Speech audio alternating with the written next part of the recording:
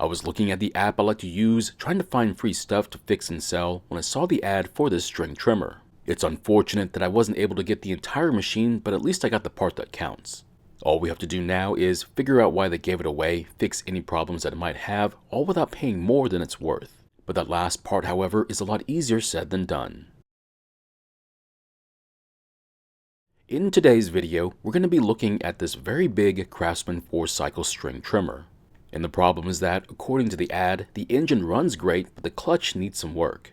Now, as much as I want to believe what they tell me, you should probably take what they say as more of a suggestion instead of fact. Nothing against them, but unless they've already taken it apart and confirmed it, it's just safer not to believe them. Now, if you didn't notice it, this is a 4-cycle engine, which means the oil goes into the engine and you don't have to mix it with your fuel. And the mess that you're seeing is because I already checked the oil level and there was plenty in there. Overall, this string trimmer is in really good condition, but you do have to wonder how much maintenance was done to it. It's unfortunate, but the trade-off in a 4-cycle trimmer is a lot more maintenance than a comparable 2-stroke machine. So keep that in mind if you're interested in something like this. Now before we go on, I would like to record all the stickers we can find. That way, if we need to order new parts for it, we'll have the information and get the right ones. So unfortunately, this machine didn't come with any fuel in it, but that's okay. We'll put some into it soon enough. Out of curiosity, I wouldn't mind weighing this machine first just to give you an idea of how incredibly awkward this power head is. Now at first, you might think to yourself that this really isn't that heavy until you realize there's no attachment on it, and with one on there, it's even heavier. Next, we'll give the engine a shot of gasoline just to help out, pull on the rope and see what it does.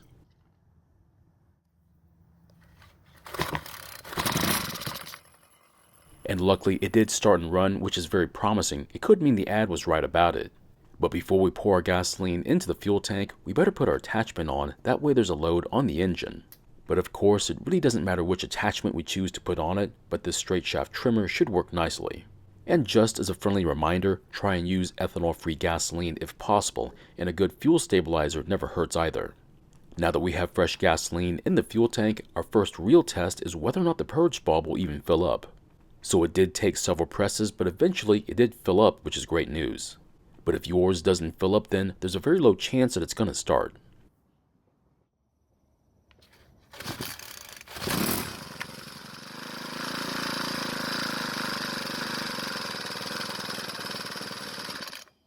Now luckily it started, however it didn't keep running. Next we'll try that again and see if it'll do better this time.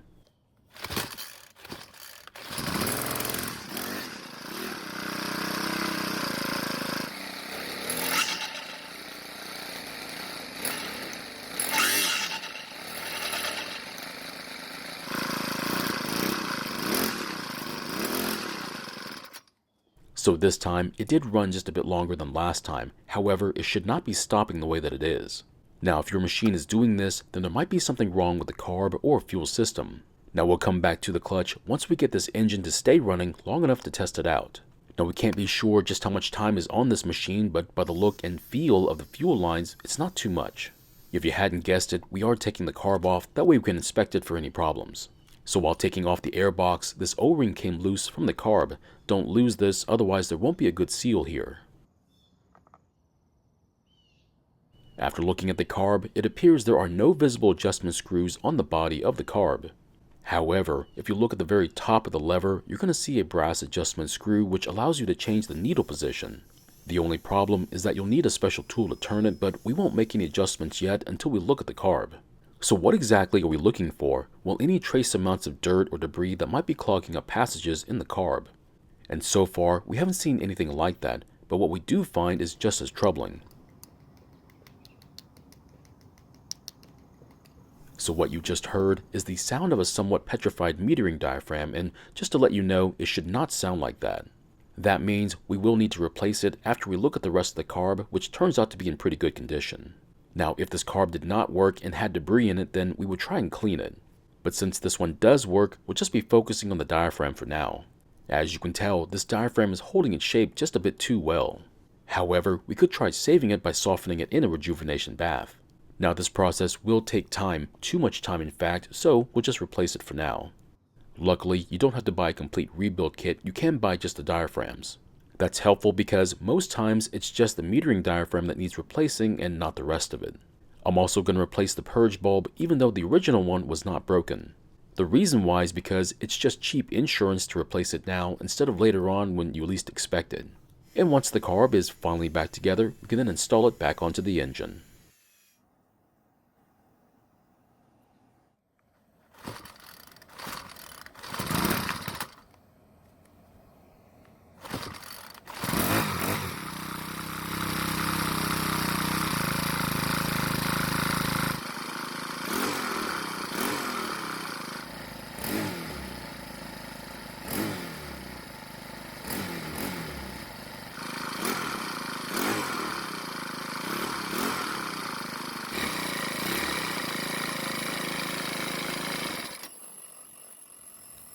So the good news is that the engine is running great, but the bad news is that the trimmer head is not working despite it working earlier. Now that we confirmed what the ad was saying was true, I think we should fix it. Now if you didn't know it, this style of Craftsman trimmers has a problem with the upper inner drive shaft having too much travel and disconnecting from the clutch drum. In fact, I've lost count of how many times I've come across them with this problem, but the fix is the same for all of them. What I'm going to do is take the handle off and take the upper tube off from the engine. And with it off, I'll show you what the inner shaft is doing. So what you're seeing is the inner drive shaft, and if I use this bit, I'll show you just how much movement it has inside the tube. So to deal with it, I intend on trimming off about 1/4 inch of the tube closer to the engine. One side effect of this shortening is that these two openings will need to be moved as well, but we'll take care of that later on. So after a quick visit from Mr. Sawzall, the tube is now shorter, which allows the drive shaft to still be connected even when the drive shaft is moved away from the clutch. Now this is how I'm choosing to deal with the problem, but you're welcome to fix it however you want to. And with the tube 1/4 inch shorter, we'll install it back onto the trimmer and replace the handle. I know some of you are going to tell me that I should have replaced the upper tube assembly instead, but the cost to do that is about half the price of this machine. And besides that, there's no guarantee that the new part won't fail the same way, so I think this repair is quite acceptable. For those that are wondering, the other possible fix would be to find why the drive shaft has too much play and fix it. Next, we'll drill new openings in the tube since the original openings are now 1/4 inch too far to the right. After that, we'll then install the screws, but to keep from stripping the metal, we'll put them in by hand. And once the handle and tube are secured, we'll start it back up and hope the head spins this time.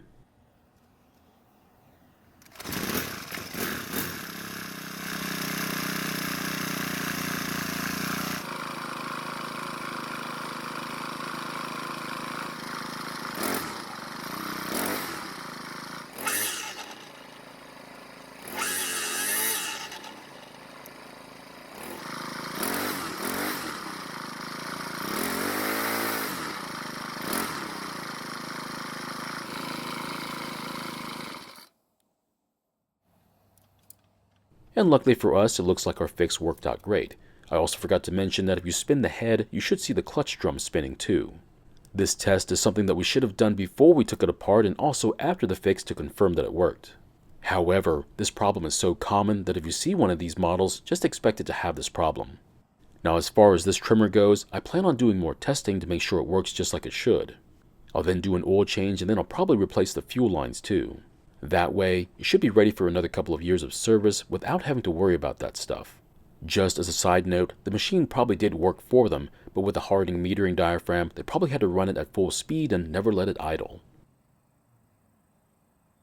So my question is, would you have fixed this machine the way I did, or try a different method instead? Thank you for watching. I really do appreciate your time here. Please feel free to ask me any questions about this project or about your own projects, and I hope to see you in the next video.